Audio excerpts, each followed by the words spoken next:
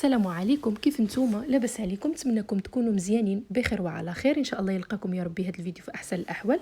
اليوم جبت لكم تحليه ضد الطبقات. خليكم معايا في المقادير وطريقه التحضير. هنا على البارد عندي يطرد الحليب، غنزيد عليهم 2 ساشي فاني، وغنزيد عليهم 3 المعالق كبارين د السكر، و4 المعالق كبارين د النشا او مايزينا.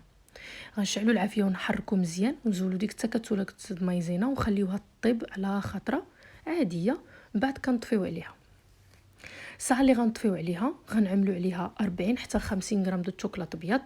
انا استعملت الماركه دغالا 40 حتى 50 غرام، يعني تقريبا 6 حتى 7 طريفات صافي. ومن بعد كنهرسوا بيدنا اي نوع ديال البسكوي او كيكس، نفس الشمال كنقولوا له كيكس، وكنعملوه من الاحسن يكون ما فيه حتى شي شوكولاته ولا شي حاجه باش كيعطينا ديك المذاق مزيون.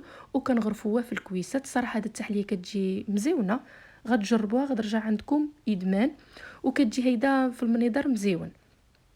كنفرغوها في الكويسات، وكاين اللي كيبغي يعملها في المول الكبير. انا فضلت نعملها في الكويسات وكنخليوها تبرد تقريبا 1 ساعه حتى ساعتين. من بعد عاود كنخرجوا ديك الكيسان باش كنعاودوا للطبقه الثانيه. الطبقه الثانيه اللي هي د التوت. التوت دابا تبارك الله كاين في الاسواق. كنغسلوه مزيان وغنعملوه يطيب مع عصير دوح الليمونه، وغنعمل معاه 2 المعالق كبارين د الماء، 2 المعالق كبارين د السكر حتى كيطيب مزيان. كنحس بانه صافي طاب وغلا وطلق ديك الماء ديالو صافي رجع معلك.